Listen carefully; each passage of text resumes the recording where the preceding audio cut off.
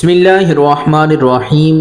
ربیع الثانی شریف کے اندر بہت سے بزرگوں کے عرس مبارک منائے جاتے ہیں، مگر یہ مہینہ حضور غوث اعظم رضی اللہ تعالی عنہ سے خاص نسبت رکھتا ہے، اس لیے کہ اس مہینے کی 11 تاریخ کو حضور غوث اعظم رضی اللہ تعالی عنہ آپ کا عرس مبارک منایا جاتا ہے۔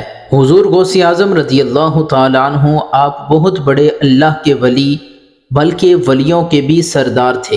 آپ رحمۃ اللہ علیہ کا مبارک نام عبد القادر، کنیت ابو محمد اور القابات محی الدین، محبوب سبحانی، غوث الثقلین، غوث العظم وغیرہ ہیں۔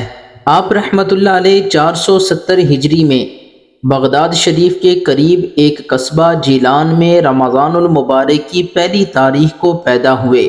آپ رحمۃ اللہ علیہ ابو جان کی طرف سے نواسہ رسول امام حسن مجتبی رضی اللہ تعالی عنہ کے 11ویں پوتے ہیں، اور اپنی امی جان کی طرف سے امام علی مقام حضرت امام حسین رضی اللہ تعالی عنہ کے 12ویں پوتے ہیں۔ علامہ علی قاری رحمۃ اللہ علیہ آپ نے آپ کی امی جان کی طرف سے آپ کا نسب شریف یہی بیان کیا ہے۔ حضرت غوث اعظم رضی اللہ تعالیٰ عنہ کے ابو جان حضرت سید ابو صالح موسیٰ جنگی دوست رحمۃ اللہ علیہ نے غوث پاک رحمۃ اللہ علیہ کی ولادت کی رات دیکھا کہ رسولوں کے سردار جناب احمد مجتبی صلی اللہ علیہ وآلہ وسلم اپنے صحابہ کرام اور اولیاء اعظام کے ساتھ ان کے گھر تشریف لائے ہیں، اور ان الفاظ مبارکہ سے خوشخبری سے نواز رہے ہیں کہ اے ابو صالح، اللہ پاک نے تمہیں ایسا بیٹا عطا فرمایا ہے جو ولی ہے، اور وہ میرا اور اللہ پاک کا محبوب یعنی پسندیدہ بندہ ہے، اور اس کی اولیاء کرام میں ویسی ہی شان ہوگی جیسے انبیاء کرام علیہم السلام میں میری شان ہے۔ تابعی بزرگ حضرت سیدنا حسن بصری رحمۃ اللہ علیہ نے اپنے زمانہ مبارک سے لے کر حضور غوث اعظم رضی اللہ تعالی عنہ کے زمانہ مبارک تک تفصیل سے خبر دی، اور فرمایا کہ جتنے بھی اللہ پاک کے اولیاء کرام گزرے ہیں سب نے شیخ عبد القادر جیلانی رحمۃ اللہ علیہ کی خبر دی ہے۔ سلسلہ عطاریہ قادریہ کے عظیم بزرگ حضرت سیدنا جنید بغدادی رحمۃ اللہ علیہ فرماتے ہیں، مجھے عالم غیب سے معلوم ہوا کہ 5ویں صدی کے درمیان میں سید المرسلین صلی اللہ علیہ وآلہ وسلم کی اولاد پاک میں سے ایک قطب عالم ہوگا جن کا لقب محی الدین اور نام مبارک سید عبد القادر جیلانی ہے، اور وہ غوث اعظم ہوگا اور ان کی جیلان میں پیدائش ہوگی۔ آپ رحمۃ اللہ علیہ کے نانا جان کی بات کی جائے تو آپ کے نانا جان کا نام حضرت سیدنا عبداللہ سومعی رحمۃ اللہ علیہ، آپ جیلان شریف کے اولیاء کرام میں سے تھے۔ آپ رحمۃ اللہ علیہ نہایت پرہیزگار ہونے کے علاوہ صاحب فضل اور کمال بھی تھے۔ آپ رحمۃ اللہ علیہ مستجاب الدعوات یعنی آپ کی دعائیں قبول ہوتی تھی۔ اگر آپ کسی شخص سے ناراض ہوتے تو اللہ پاک اس شخص سے بدلہ لیتا، اور جس سے آپ خوش ہوتے تو اللہ پاک اس کو انعام و اکرام سے نوازتا۔ جسمانی طور پر کمزور ہونے کے باوجود آپ رحمۃ اللہ علیہ نوافل کی کثرت کیا کرتے تھے اور ذکر و اذکار میں مصروف رہتے تھے۔ آپ رحمۃ اللہ علیہ اکثر معاملات کے واقع ہونے سے پہلے ان کی خبر دے دیا کرتے تھے، اور جس طرح آپ ان کے ہونے کی اطلاع دیتے تھے اسی طرح ہی واقعات ہوتے تھے۔ حضرت غوث اعظم رضی اللہ تعالیٰ عنہ کی پھوپھی جان کی بات کی جائے تو آپ کی پھوپھی جان کی کنیت ابو محمد اور نام عائشہ بنت عبداللہ تھا۔ آپ رحمۃ اللہ علیہ کی پھوپھی جان نہایت نیک اور با کرامت خاتون تھی۔ لوگ اپنی ضروریات کے پورا ہونے اور دعا کروانے کے لیے آپ کے پاس حاضری دیا کرتے تھے، گویا کہ آپ کا پورا گھرانہ متقی پرہیزگار لوگوں کا تھا۔ اسی وجہ سے لوگ آپ کے خاندان کو اشراف کا خاندان کہتے تھے۔ حضرت غوث اعظم رضی اللہ تعالی عنہ بہت زیادہ عبادت اور ریاضت اور قرآن کریم کی تلاوت فرمایا کرتے تھے، چنانچہ منقول ہے کہ آپ رحمۃ اللہ علیہ 15 سال تک رات بھر میں ایک قرآن پاک ختم کیا کرتے تھے۔ آپ رحمۃ اللہ علیہ روزانہ 1000 رکعت نفل ادا فرمایا کرتے تھے۔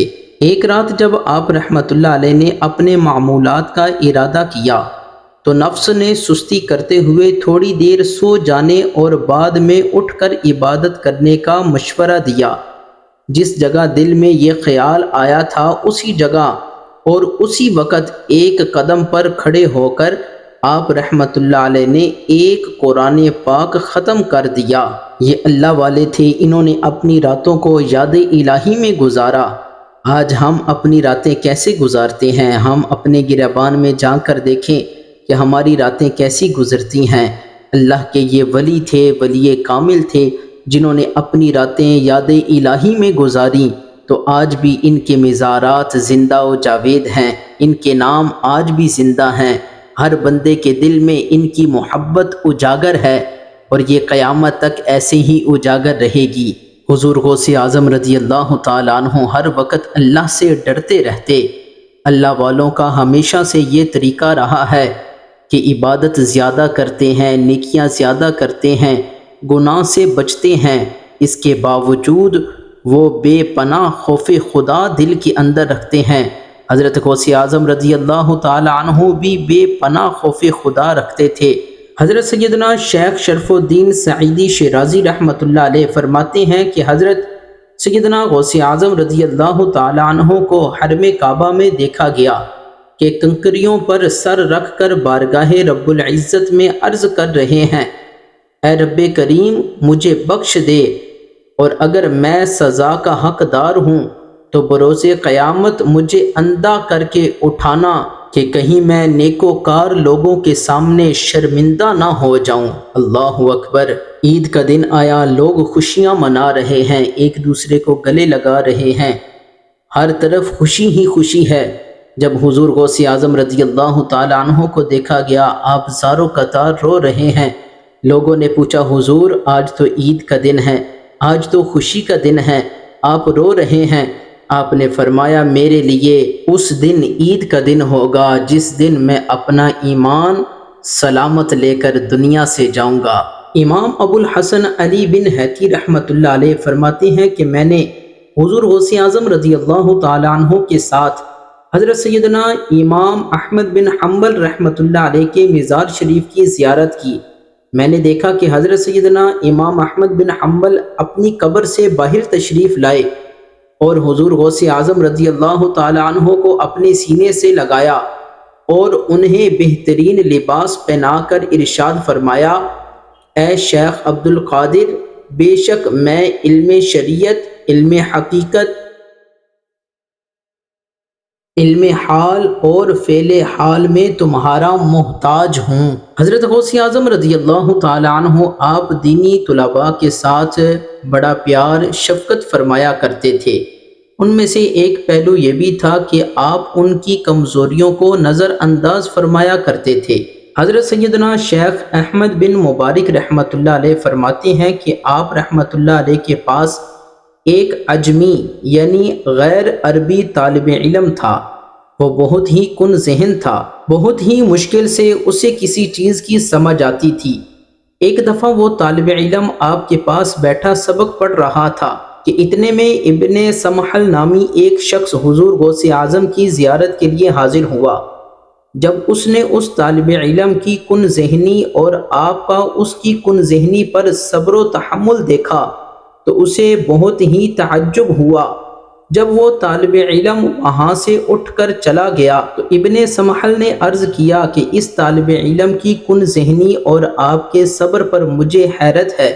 آپ نے فرمایا کہ میری محنت اس کے ساتھ بس 1 ہفتے سے بھی کم ہے، کیونکہ اس طالب علم کا انتقال ہو جائے گا۔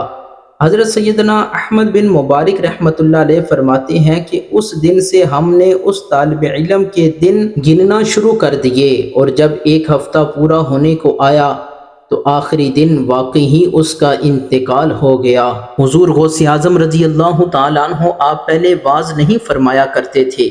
ایک رات کو سوئے تو حضور علیہ الصلاۃ والسلام آپ تشریف لائے۔ آپ نے فرمایا، اے میرے بیٹے عبد القادر، آپ واز کیوں نہیں فرمایا کرتے؟ واز فرمایا کریں۔ حضور علیہ الصلاۃ والسلام نے لعاب دہن عطا فرمایا، فرمایا بیٹا اپنا منہ کھولو۔ آپ نے منہ کھولا تو 7 مرتبہ اپنا لعاب دہن عطا فرمایا۔ آپ فرماتے ہیں دوسری رات آئی تو حضرت علی المرتضیٰ آپ تشریف لائے۔ آپ نے بھی فرمایا بیٹا واز فرمایا کرو، اور مجھے کہا اپنا منہ کھولو۔ جب میں نے منہ کھولا تو 6 مرتبہ اپنا لعاب دہن عطا فرمایا۔ آپ کہنے لگے آپ نے 6 مرتبہ عطا فرمایا ہے، حضور نے تو 7 مرتبہ لعاب دہن عطا فرمایا تھا۔ تو حضرت علی المرتضیٰ آپ کہنے لگے اے عبد القادر وہ نبی ہیں، میں علی ہوں، میں امتی ہوں، امتی نبی کا مقابلہ نہیں کر سکتا، نبی کی برابری نہیں کر سکتا۔ آپ خود اندازہ لگائیں، صحابہ کرام تو خواب کے اندر بھی نبی پاک کی برابری نہیں کرتے تھے۔ اللہ تعالی ہمیں بھی حق اور سچ سمجھنے کی توفیق عطا فرمائے۔ پھر آپ نے جب واز فرمانا شروع کیا تو ہزاروں کی تعداد میں لوگ آپ کا واز سننے کے لیے آیا کرتے تھے۔ ان میں سے 400 تو زبردست عالم دین آپ کا بیان لکھا کرتے تھے، اور آپ کی آواز میں اللہ تعالیٰ نے وہ طاقت رکھی کہ جیسے پہلی صف والا بندہ آپ کی آواز سن رہا ہوتا ہے، ایسے ہی آپ کی آواز مجمع کی آخری صف میں جو بندہ بیٹھا ہوتا تھا اسے بھی اسی طرح آواز آ رہی ہوتی تھی۔ ایک مرتبہ حضور غوث اعظم رضی اللہ تعالیٰ عنہ کے پاس 13 نصرانی آئے اور آپ کے ہاتھ پر مجلس و واز میں مسلمان ہوئے۔ پھر کہنے لگے ہم مغرب کے علاقے کے نصرانی ہیں، ہم نے اسلام کا ارادہ کیا لیکن ہم شک میں تھے کہ کہاں جا کر ہم مسلمان ہوں۔ تب ہم نے غیب سے آواز سنی کہ اگر کامیابی چاہتے ہو تو تم بغداد چلے جاؤ، حضرت شیخ عبد القادر جیلانی کے ہاتھ پر مسلمان ہو جاؤ، کیونکہ ان کی برکت سے تمہارے دلوں میں وہ ایمان دیا جائے گا جو اور کسی جگہ سے بھی حاصل نہ ہو سکے گا۔ اللہ تعالی ہمیں بھی حضور غوث اعظم رضی اللہ تعالیٰ عنہ کی سچی پکی غلامی عطا فرمائے۔ اللہ تعالی ہمیں بھی ان کے نقش قدم پر چلنے کی توفیق عطا فرمائے۔ امید کرتا ہوں آج کی ہماری ویڈیو آپ کو پسند آئی ہوگی۔ اگر پسند آئی ہے تو ہمارے چینل نوید پاکستانی ولاگ کو سبسکرائب کر لیں، بیل آئیکن کو دبا دیں تاکہ ہر آنے والی ویڈیو کا نوٹیفیکیشن وقت پر آپ تک پہنچ سکے۔